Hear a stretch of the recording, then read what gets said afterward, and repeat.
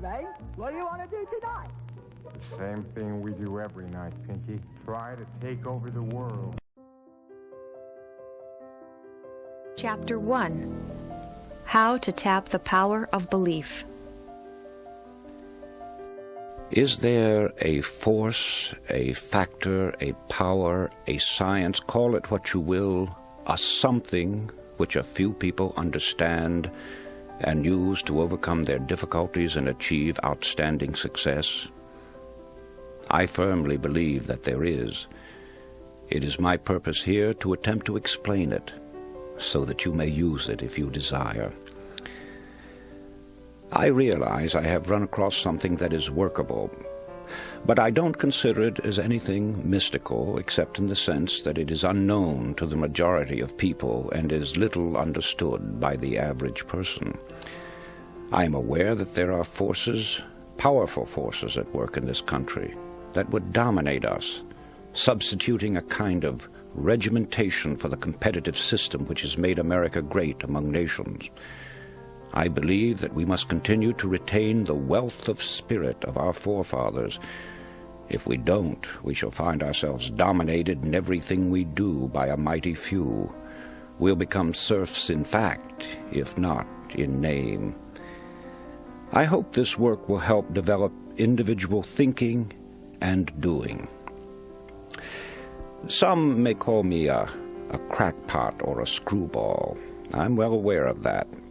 Let me say that I am past the half-century mark and have had many years of hard, practical business experience, as well as a goodly number of years as a newspaper man. I started as a police reporter. Police reporters are trained to get the facts and take nothing for granted. Apparently, I was born with a huge bump of curiosity. I've always had an insatiable yearning to seek explanations and answers. This yearning has taken me to many strange places, brought to light many peculiar cases, and has caused me to read every book I could get my hands on, dealing with religions, cults, and both physical and mental sciences. I have read literally thousands of books on modern psychology, metaphysics, ancient magic, voodooism, yogism, theosophy, Christian Science, unity, truth, new thought, and many other dealings. It's what I call mind stuff. Many of these books were nonsensical, others strange, and many very profound.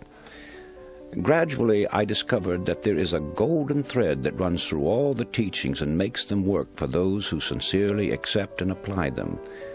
That thread can be named in a single word: belief. It is the same element or factor, belief, which causes people to be cured through mental healing, enables others to climb the ladder of success, and gets phenomenal results for all who accept it. Why belief is a miracle worker is something that cannot be satisfactorily explained, but have no doubt about it. There's genuine magic in believing. The magic of believing became a phrase around which my thoughts steadily revolved. I've tried to put down these thoughts as simply and as clearly as I could, so that everyone can understand. My hope is that anyone who listens will be helped in reaching their goal in life.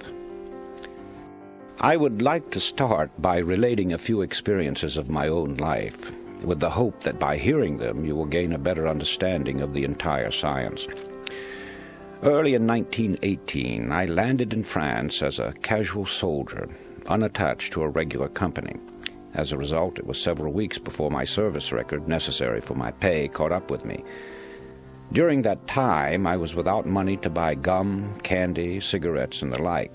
Every time I saw a man light a cigarette or chew a stick of gum, the thought came to me that I was without money to spend on myself. Certainly I was eating, and the army clothed me and provided me with a place on the ground to sleep. But I grew bitter because I had no spending money and no way of getting any. One night, en route to the forward area on a crowded troop train, sleep was out of the question. I made up my mind then that when I returned to civilian life, I would have a lot of money. The whole pattern of my life was altered at that moment. I didn't realize it then that at that moment I was laying the groundwork for a new direction in my life, groundwork that would unleash forces that would bring accomplishment. As a matter of fact, the idea that I could, with my thinking and believing, develop a fortune never entered my mind. Money is not the only desire you may have. It doesn't matter to what end this science is used, it will be effective in achieving the object of your desires.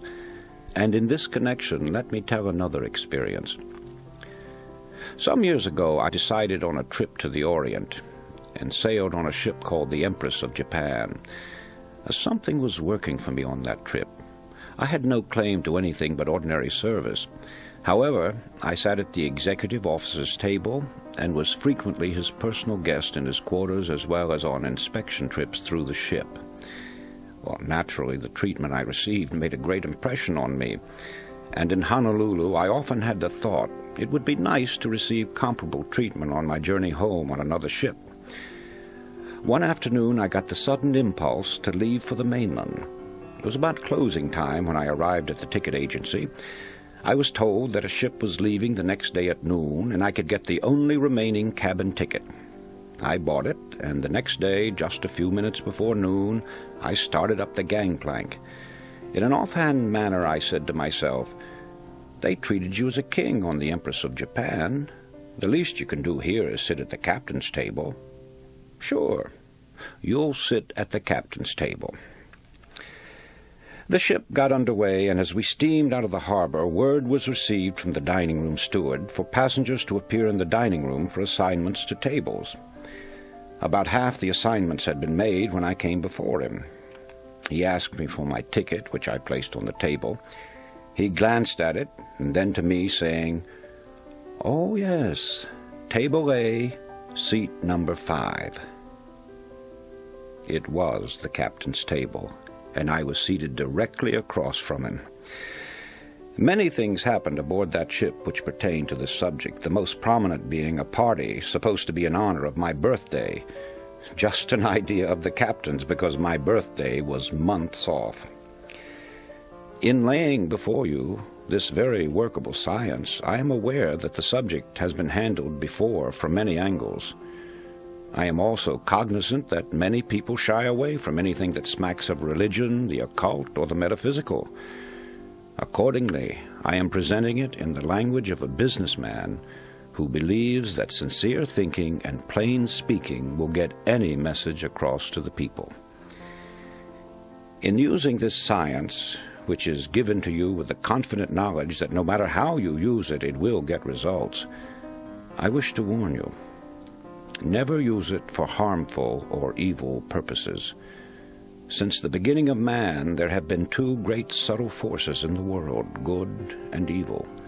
Both are terrifically powerful in their respective scopes and cycles. The basic principle operating both is mind power, massed mind power. Therefore, take great care that you do not misuse the science of mind stuff.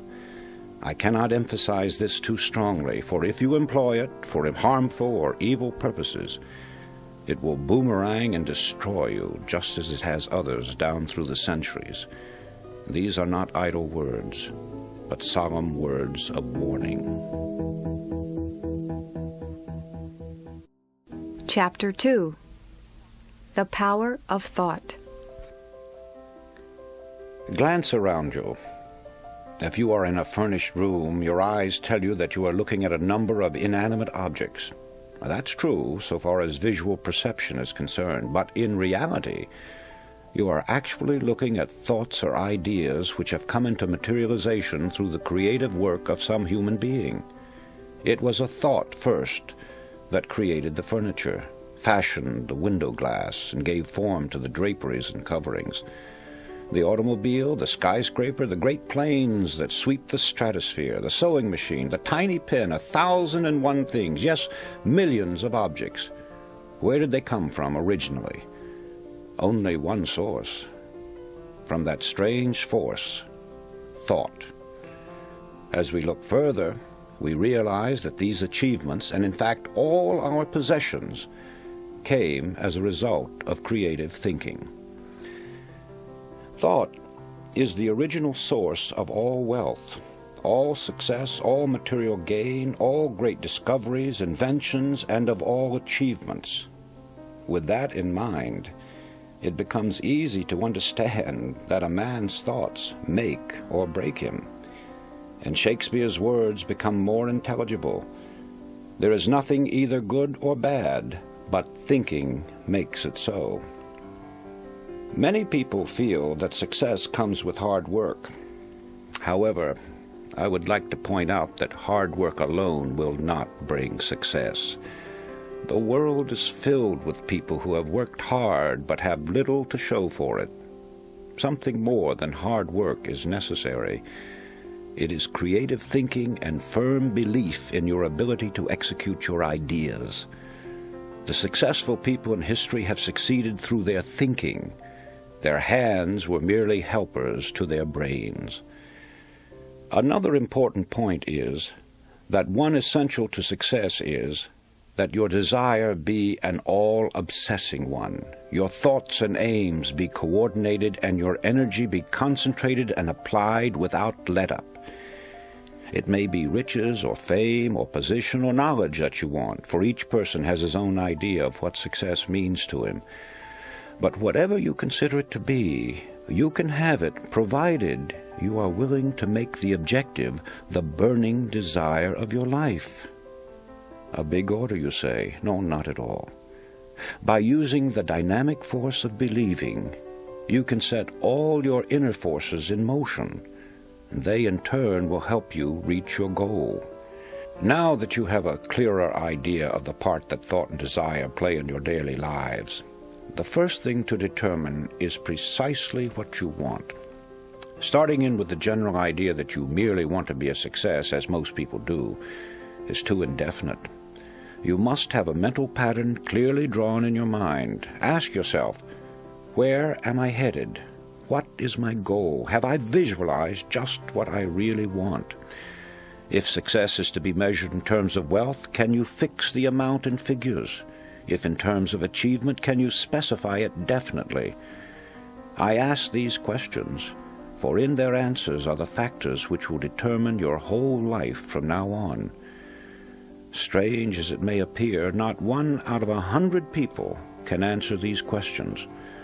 Most people have a general idea that they would like to be a success, but beyond that, everything is vague. They go along from day to day, figuring that if they have a job today, they will have it tomorrow, that somehow they will be looked after in their old age. They are like a cork on the water, floating aimlessly, drawn this way and that by various currents, being washed up on the shore or becoming waterlogged and eventually sinking. Therefore, it is vital that you know what you want out of life. You must know where you are headed, and you must keep a fixed goal in your view. Only then will you get what you are after. So, you begin with desire if you ever hope to achieve anything or gain more than you have now. However, as we shall see, there is more to it than mere desire. It has been said that thought attracts that upon which it is directed. Thought attracts that upon which it is directed. It was Job who said, "For the thing which I greatly feared is come upon me."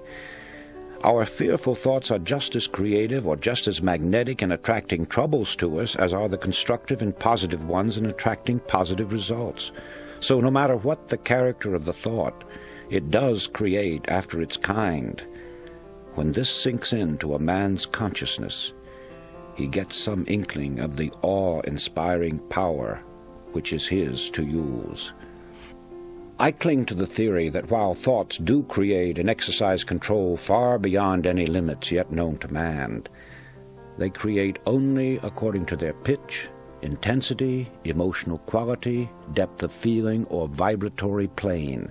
In other words, comparable to the wavelength and wattage of a radio station, thoughts have a creative or controlling force in the exact ratio of their constancy, intensity, and power. Let me try to clarify that. While many explanations have been offered, no one knows whether thought is a form of electrical energy or something else yet to be defined. But I have been an experimenter in that branch of electricity known as high frequency, pioneered by the great genius Nikola Tesla. And whenever I think of thought and its radiations and vibrations, I instinctively link them up with electricity and its phenomena. In this manner they become more understandable to me. All persons living in high altitudes have felt and sometimes observed the electric spark resulting from walking across the room, then touching some metallic substance. That, of course, is a form of static electricity generated by friction. It gives you an idea of how one kind of electricity can be developed through the body.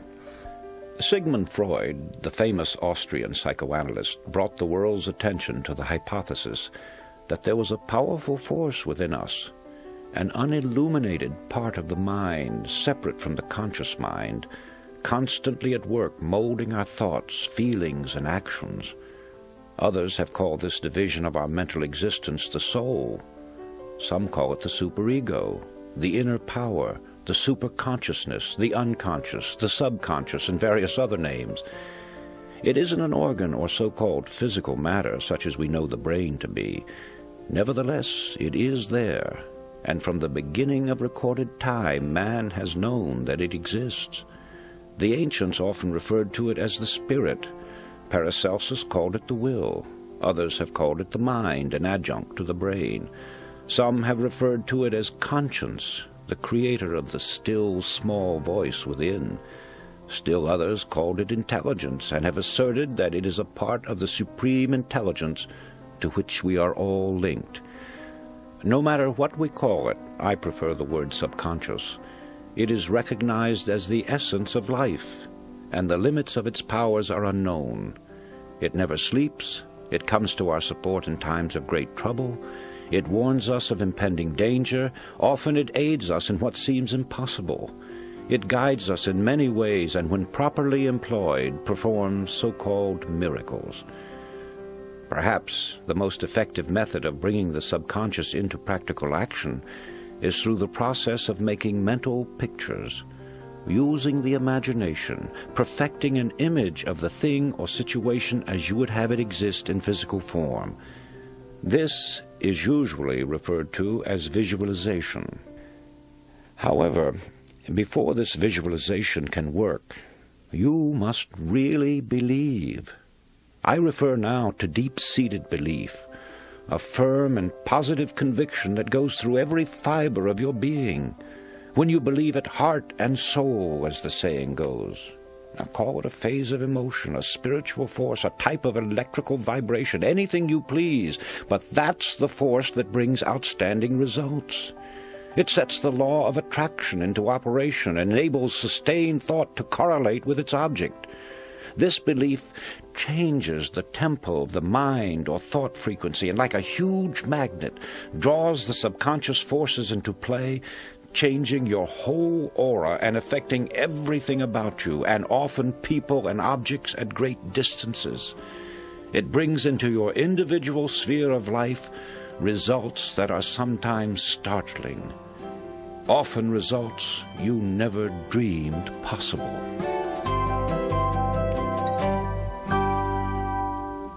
Chapter 3. What the Subconscious Is. Gustave Gellé, the distinguished French psychologist and author of From the Unconscious to the Conscious, once wrote, "There is no artist, man of science, or writer of any distinction, however little disposed to self-analysis, who is not aware by personal experience of the unequaled importance of the subconscious." He also said that the best results in life were obtained by a close harmony and cooperation between the conscious and subconscious mind. As the subconscious plays a very important part in the magic of believing, it will bring you to a quicker understanding of this science if you have a clear and detailed picture of what the subconscious mind is, where it is located, and how it functions. Now, it is the conscious mind that is the source of thought. Also, it's the mind that gives us the sense of awareness in our normal waking life.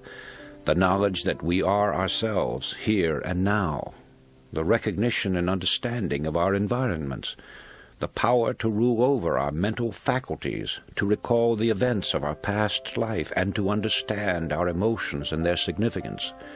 More concretely, it enables us to have a rational understanding of the objects and persons about us, of our successes or shortcomings, of the validity of an argument, or the beauty of a work of art. Many times the solution of our problems result from the use of the conscious mind, but now and then, when the solution is not forthcoming, we become exhausted with continued trying. We begin to lose confidence in ourselves, and we often resign ourselves to the idea that we have failed, that nothing can be done about it. Here is where the subconscious mind comes in.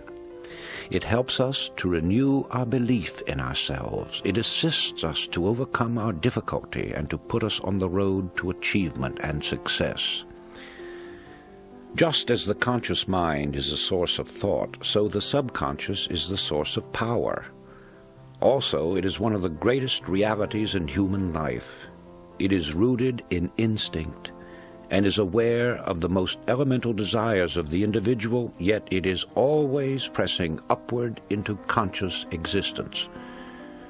The powers of the subconscious are many, the chief of which are intuition, emotion, certitude, inspiration, suggestion, deduction, imagination, organization, and, of course, memory and dynamic energy.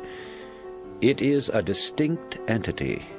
It possesses powers and functions with unique mental organization all its own. Now, the subconscious mind has three primary functions. First, with its intuitive understanding of the bodily needs, it maintains and preserves the well-being and indeed the very life of the body, unaided by the conscious mind. Second, in times of great emergency, it springs into immediate action, again independent of the conscious mind. It takes supreme command, acting with incredible certitude, rapidity, accuracy, and understanding in the saving of the life of the individual. Third, it is operative in the psychic world, in which the psychic powers of the subconscious are manifested in such phenomena as telepathy, clairvoyance, and psychokinesis. But also, it can be summoned to help the conscious mind in times of great personal necessity, when the conscious calls upon the subconscious to use its powers and resources to solve a vital problem or bring to pass that which is sought or desired by the individual. It is the third function that we are most concerned with here. To draw upon the resources and powers of the subconscious and awaken it into action, you must first be sure that you are asking for something that is rightfully yours to have and is within your ability to handle. The subconscious manifests itself only according to the capabilities of the person. Then you must have patience and absolute faith. Theodore Sigmund Freud, the French philosopher, said the subconscious mind will not take the trouble to work for those who do not believe in it. Next, in conveying your need to the subconscious, it must be in the spirit that the work has already been done. So while it is necessary for you to feel and think yourself successful, it is important for you to go one step further and actually see yourself as already successful, either in the performance of some selected task or as actually occupying the position to which you are aspiring. For the next and final step, you must wait patiently while the subconscious is assimilating the elements of your problem and then goes about its own way to work it out for you. In due course, with the flowing of ideas and plans of the subconscious into your waiting conscious mind, the solution of your problem will be revealed to you. The correct course of action will be indicated. You must follow those indications immediately and unquestioningly. There must be no hesitation on your part, no mental reservation, no deliberation. You must receive the message from the subconscious freely, and after understanding it, you must act on it at once. Only by doing that will you make your subconscious serve you and continue to respond whenever you call upon it. However, your problem may be one that cannot be solved in such a manner. Instead of receiving the solution in the form of a blueprint, as it were, you may instead feel some mysterious force urging you at intervals to do certain things that seem to have no special significance or logical connection. Nevertheless, you must continue to believe in the power and the wisdom of the subconscious and obediently perform the seemingly irrelevant things. One day you will find yourself in the position you sought through the aid of the subconscious, and doing the work you envisioned for yourself. Then, when you look back, you will see how the things you were called upon to do all formed a logical line of events, the last one of which was your final arriving, the reward of your sincerest hopes and desires, your own triumphant personal success.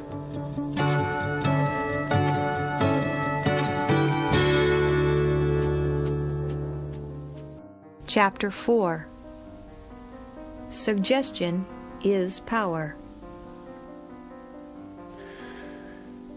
After studying the various mystical religions and different teachings and systems of mind stuff, one is impressed with the fact that they all have the same basic modus operandi, and that is through repetition. The repeating of certain mantras, words, formulas, or just plain mumbo-jumbo is common with witch doctors, voodoo high priests, hexers, and many other followers of strange cults. They use them to evoke the spirits or work black magic. One finds the same principle at work in chants, incantations, litanies, daily lessons. Also the frequent praying of the Buddhists and Muslims alike, the affirmation of the Theosophists and the followers of unity, the absolute, truth, new thought, divine science. In fact, it is basic to all religions, although here it is white magic instead of black magic. This brings us to the law of suggestion, through which all forces operating within its limits are capable of producing phenomenal results.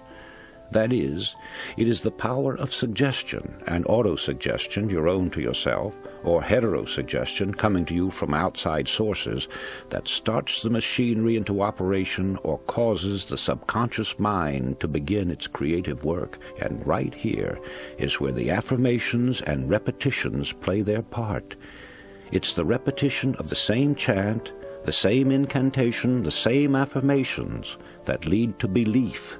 And once that belief becomes a deep conviction, things begin to happen. Now, this is the same identical force and the same mechanics that Hitler used in building up the German people to attack the world. A reading of Mein Kampf will verify that. Dr. René Fauvel, a famous French psychologist, explained it by saying that Hitler had a remarkable understanding of the law of suggestion and its different forms of application. It was with uncanny skill and masterly showmanship that he mobilized every instrument of propaganda in his mighty campaign of suggestion.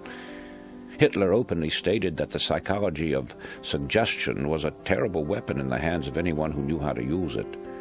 Let's see how he worked it to make the Germans believe what he wanted them to, and once that belief took hold, how they started their campaign of terror. Slogans, huge signs, posters, mast flags appeared throughout Germany. Hitler's picture was everywhere. One Reich, one folk, one leader became the chant. It was heard everywhere. Today we own Germany, tomorrow the entire world. The marching song of the German youths came from thousands of throats daily. Such slogans as, "Germany has waited long enough," "Stand up, you are the aristocrats of the Third Reich," "Germany is behind Hitler to a man," and hundreds others, bombarded the people 24 hours a day. From billboards, sides of buildings, the radio and the press. Every time they moved, turned around, or spoke to one another, they got the idea that they were a superior race, and under the hypnotic influence of this belief, strengthened by repeated suggestion, they started out to prove it. Unfortunately for them, there were other nations who also had strong national beliefs that eventually became the means of bringing defeat to the Germans. Let's go into the field of sports, where everyone who has ever witnessed a football or baseball game has actually seen this power of suggestion at work. The late Newt Rockne, famous coach at Notre Dame, knew the value of suggestion and used it repeatedly. But he always suited his method of applying it to the temperament of the individual team. A story is told that on one Sunday afternoon, Notre Dame was playing a particularly grueling game and at the end of the first half was trailing badly. The players were in their dressing room, nervously awaiting the arrival of Rockne. Finally, the door opened and Rockne's head came in slowly. His eyes swept inquiringly over the squad. "Oh, excuse me. I made a mistake. I thought these were the quarters of the Notre Dame team." The door closed and Rockne was gone. Puzzled and then stung with fury, the team went out for the second half and won the game. In the Depression years, and there may be years like them in the future, we saw this same suggestive force working overtime. Day after day we heard the expression, "Times are hard, business is poor, the banks are failing, prosperity hasn't a chance," and wild stories about business failures on every hand until they became the national chant. Millions believed that prosperous days would never return. Hundreds, yes, thousands of strong-willed men went down under the constant hammering, the continuous tap-tapping of the same fear-vibratory thoughts. Money, always sensitive, runs to cover when fear suggestions begin to circulate, and business failures and unemployment follow quickly. We heard thousands of stories of bank failures, huge concerns going to the wall, and people believed them readily and acted accordingly. There will never be another business depression if people generally realize that it is with their own fear thoughts that they literally create hard times. They think hard times, and hard times follow. Dr. Walter Dill Scott, eminent psychologist and longtime president of Northwestern University, told the whole story when he said, "Success or failure in business is caused more by mental attitude rather than by mental capacities." Let's consider charms, talismans, amulets, good luck pieces, four-leaf clovers, old horseshoes, a rabbit's foot, and countless other trinkets which thousands of people believe in. By themselves they are inanimate, harmless objects without power. But people breathe life into them by thinking they do have power, even though the power isn't in them per se. The power comes only with the believing, which alone makes them effective. Two outstanding illustrations of this are found in the stories of Alexander the Great and Napoleon. In Alexander's day, an oracle proclaimed that whoever unloosened the Gordian knot would become ruler of all Asia. Alexander, you may remember, with one stroke of his sword, cut the knot and rose to tremendous heights and power. Napoleon was given a star sapphire when he was a child, with the prophecy that it would bring him luck and someday make him Emperor of France. Could it have been anything but the supreme belief in the prophecy that carried these two great men to a place in the Hall of Fame? They became great men because of their supernormal beliefs. Here's a simple experiment that will demonstrate to you the strange power of attraction through visualization, making the mental picture actually work. Find a few small stones or pebbles which you can easily throw. Locate a tree or a post of 6 to 10 inches in diameter. Stand 25 to 30 feet away from it. Start throwing pebbles at the tree, trying to hit it. If you're an average person, most of the stones will go wide of their mark. Now stop and tell yourself that you can hit the objective. Get a mental picture of the tree, figuratively stepping forward to meet the stone. Imagine the rock actually colliding with the tree in the spot where you want it to strike. You'll soon find yourself making a perfect score. Don't say it's impossible. Try it, and you'll prove that it can be done, if you will only believe it.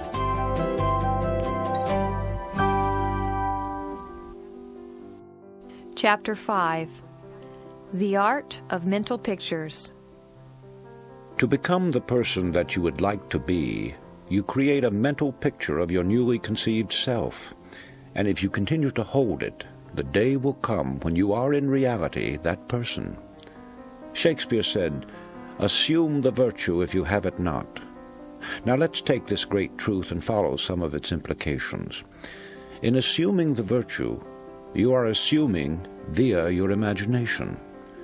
But here we must make a distinction between daydreaming and a true mental picture or proper use of the imagination. Perhaps there is some genie who will drop $100,000 into your lap or overnight provide you with a mansion luxuriously furnished. I have never had the pleasure of meeting one, but daydreaming or mere undirected wishful thinking doesn't have the power to release the latent forces within you that will bring you the $100,000 or the mansion. When you employ your imagination properly, you see yourself doing a thing and you go ahead and do it. It's the doing the thing you have pictured to yourself that brings it into actual existence. In this connection, think about the use of the magnifying glass. When properly focused, it will gather the light from the sun and concentrate it, so that the heat will burn a hole in the object on which the rays are focused. It must be held steady before the heat power is developed, and so it is with the holding of the image or the mental picture. However, it is very difficult for the average person to concentrate for any length of time, to say nothing of holding on to a mental picture for any great period. You are constantly being swayed by what you read and hear, and as a result, the coordinating part of this creative force turns to gathering together all these scattered elements in a focused mass, instead of devoting itself to making a clear and dynamic picture of your desire. Often I have thought of this matter of desire and suggestion in connection with the planting of vegetable or flower seeds. Once the soil is prepared and the tiny seeds are placed in it, it only takes a short time until they begin to root and sprouts begin to appear. The moment they start upward through the soil in search of light, sunshine, and moisture, obstacles mean nothing to them. They will push aside small stones or bits of wood, and if they can't do that, they'll extend themselves and grow around them. So it can be with you and the suggestions you give to your subconscious mind. The results will be pure or complex, depending upon the original seed and the attention which you give it. In other words, plant the right kind of seed, and habitually feed it with strong affirmative thought, always directed toward the same end. It will grow into a mighty force, finding ways and means of overcoming all obstacles. I have been in the private offices of a great many industrial leaders, businessmen, great bankers, and others. Long before this magic of belief was understood by me, I was impressed with the pictures, photographs, slogans, bits of statuary, and so forth which were to be found in the inner sanctums of great firms. Undoubtedly, many of you have seen or heard of such displays, but has it ever occurred to you what their purpose was? There can only be one answer, and that is, they serve as a constant reminder, getting the picture over to the occupant of the room, that he too can succeed as those did before him. In common with other great men, Thomas A. Edison obviously knew the value of the repeated suggestion and made use of it. Among the articles found in his desk was a piece of paper that said, "When down in the mouth, remember Jonah. He came out all right." Edison must have thought well of that expression and perhaps reflected much upon it. So, let's get down to the mechanics. Find yourself 3 or 4 cards. Ordinary business cards will do. In your office, your home, your room, or any other place where you can have privacy, sit down and ask yourself what you desire above everything else. When the answer comes and you are certain that it is your uppermost desire, then at the top of one card, write a word picture of it. 1 or 2 words may be sufficient. A job, a better job, more money, a home of your own. Then on each card, duplicate the word picture from the original. Carry one in your billfold or handbag. Place another alongside your bed or fasten it to your bedstead. Place another on your shaving mirror or dressing table, and still another on your desk. The whole idea, as you may have guessed, is to enable you to see mentally the picture at all hours of the day. Just before going to sleep at night and upon waking in the morning are 2 very important moments of the 24 hours in which to concentrate upon your thoughts with added force. But don't stop just with those 2 periods. The more often you can visualize the desire by this method, or one of your own devising for that matter, the speedier the materialization. At the start, you may have no idea of how the results are to come. Don't worry. Just leave it to the subconscious mind, which has its own ways of making contacts and of opening doors and avenues that you may never even have thought of. You will receive assistance from the most unexpected sources. You may be suddenly struck with the idea of seeing a person that you have not heard from in a long time, or calling upon a man you've never seen before. You may get the idea of writing a letter or making a telephone call. Whatever the idea is, follow it. It cannot be too strongly emphasized that you should tell no one just what the words on the cards mean. Don't give anyone an inkling of what you desire. The truth is that when you talk about what you're going to do, you scatter your forces. You lose the close connection you have with the subconscious, and you frequently find that unless you do as directed, you will have to start all over again in your program of achievement. Go and tell no man still holds true. Suppose you want a better job or promotion. Not only use the cards, but keep telling yourself constantly and continuously that you are going to get that job. You have already visualized it if you have accepted this science, but the repetition will be the means of driving the suggestion deeply and firmly into the subconscious mind. This may be compared to driving a nail into a board. The first tap puts the nail in place, but it is only by a number of heavy strokes that the nail is driven home. It has been my observation that those who consciously use this science, as well as those who may be using it unconsciously, are people of tremendous energies, virtually human dynamos. They are people who not only use their imagination and hold strong beliefs and convictions, but they are great doers in action. And that brings me to this most important statement. Faith without action is dead. Chapter 6. The Mirror Technique. There is another device which I call the mirror technique. Before explaining it, I want to tell you how I happened to discover what a truly wonderful thing it is and how it can be used to bring quicker and more effective results. Many years ago, I was the dinner guest of a very wealthy man who owned many patents covering logging and sawmill machinery. He had invited a number of newspaper publishers, bankers, and industrial leaders to his suite in a prominent hotel in order to explain a new method he had devised for mill operations. Dinner was late in being served, and as there had been plenty of liquor offered, the host found himself in an embarrassing state of intoxication. Just before dinner was served, I noticed him staggering into his bedroom and pulling himself up abruptly before his dresser. Thinking I might help him, I followed him to the door of his room. As I stood there, I saw him grab the edge of the dresser top with both hands and stare into the mirror, all the time mumbling as a drunken man sometimes does. Then his words began to make sense, and I moved back a little to watch the performance. I heard him say, "John, you old... They tried to get you drunk, but you're going to fool them. You're sober. Cold sober. This is your party, and you've got to be sober." As he kept repeating these words while continuing to stare at the reflection of his eyes in the mirror, I noticed that a transfiguration was taking place. His body was becoming more erect. The muscles of his face were tightening, and his drunken look was disappearing. The whole performance was over in about 5 minutes, but in all my experience as a newspaper man, and more especially as a police reporter, I had never seen such a rapid change. Not wanting him to know that I'd been watching him, I made for the bathroom. When I got back to the dining room, I found the host at the head of the table, and while his face was still a little flushed, to all appearances he was sober. At the end of the dinner, he presented a very dramatic and convincing picture of his new plans.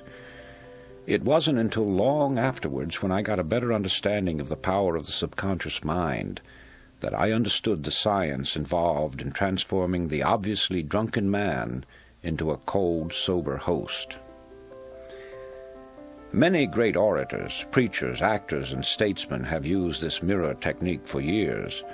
Winston Churchill, according to Drew Pearson, never made a speech of importance unless he made it before a mirror first. Woodrow Wilson also employed the same technique. It's what I call a supercharging method of stepping up the subconscious forces. This mirror technique gives a clue to the power and magnetism of Billy Sunday, the great evangelist. According to Eric Sevareid in his book Not So Wild a Dream, Billy Sunday would bound about his hotel room, now peering intently out the window with one foot on the sill, now grasping the dressing table firmly in both hands, while lecturing his reflection in the mirror. Now to outline the technique. Stand in front of a mirror. It need not be a full-length mirror, but it should be big enough so that you may at least see your body from the waist up. And those of you who have been in the Army know what it means to come to attention. Stand fully erect, bring your heels together, pull in your stomach, keep your chest out and your head up. Now breathe 3 or 4 times until you feel a sense of power, strength, and determination. Next, look into the very depths of your eyes. Tell yourself that you're going to get what you want. Name it out loud so that you can see your lips move and you can hear the words. Make a ritual of it. Practice doing it at least twice a day, mornings and evenings, and you'll be surprised at the results. Within a few days, you'll have developed a sense of confidence that you never realized that you could build within yourself. This power will give you that penetrating gaze that causes others to think you are looking into their very souls. Sooner or later, there will come an intensity that will reveal the intensity of your thought. Emerson wrote that every man carries in his eyes the exact indication of his rank. Remember that your own gradation or position in life is marked by what you carry in your eyes. So develop eyes that say confidence. The mirror will help you. A word of warning here. I take it for granted that none of you assume that the techniques I'm showing you here is an open sesame to riches and fame overnight. Certainly it wouldn't be wise to rush into undertakings far beyond your capabilities or your development. But by using this science, you could learn the various steps which will take you to the top. But you must have a plan of action before any program is undertaken. You've got to know what you want and be specific about it. As long as you hold on to the mental picture of your idea and begin to develop it with action, nothing can stop you from succeeding. For the subconscious mind never fails to obey any order given to it clearly and emphatically.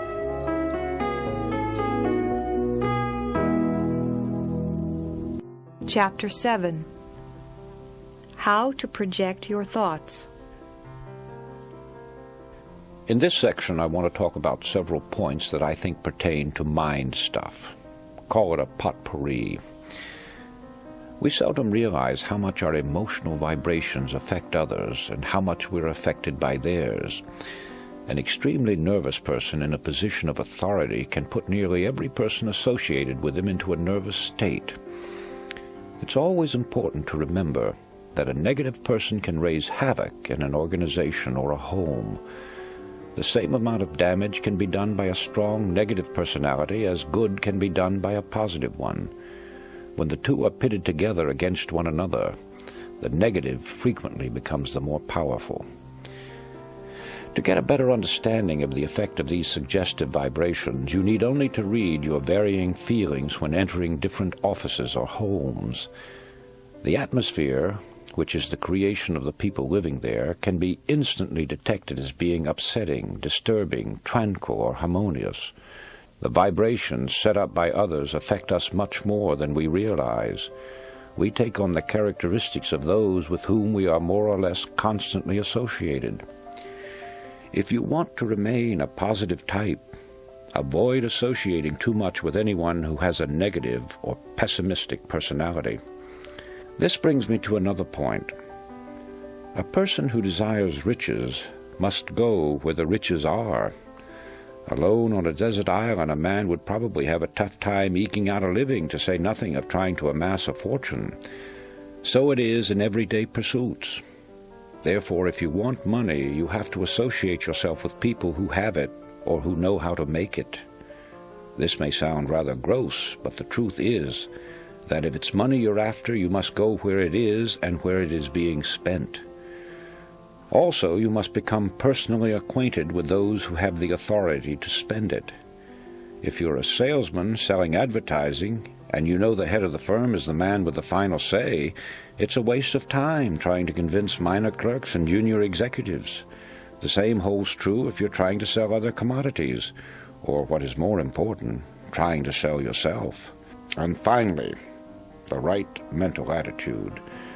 Being properly attired, keeping your eyes straight ahead and fixed on your goal, throwing around you the proper aura, which is done by an act of your imagination or an extension of your personal magnetism, will work wonders.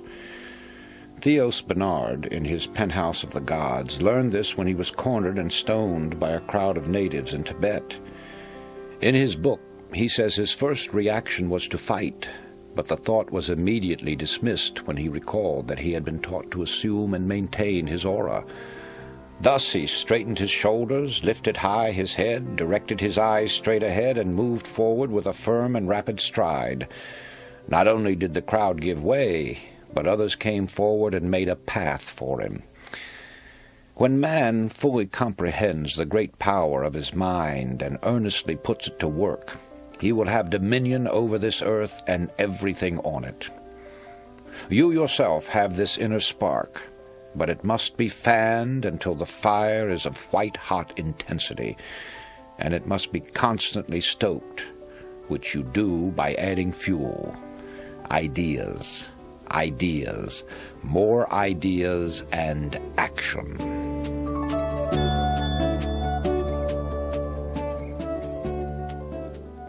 Chapter 8.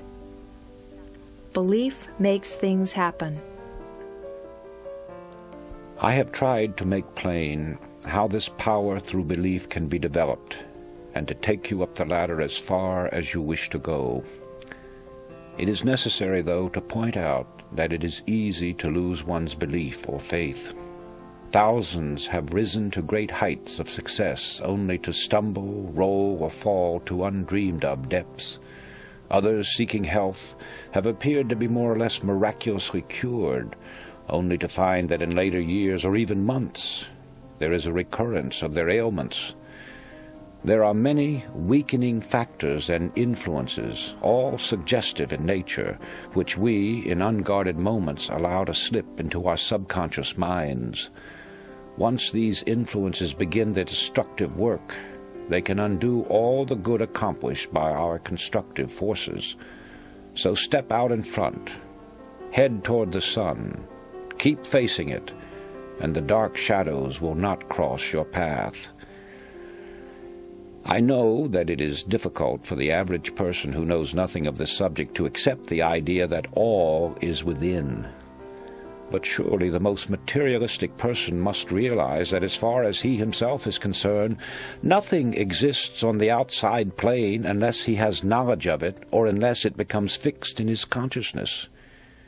It is the image created in his mind that gives reality to the world outside of him.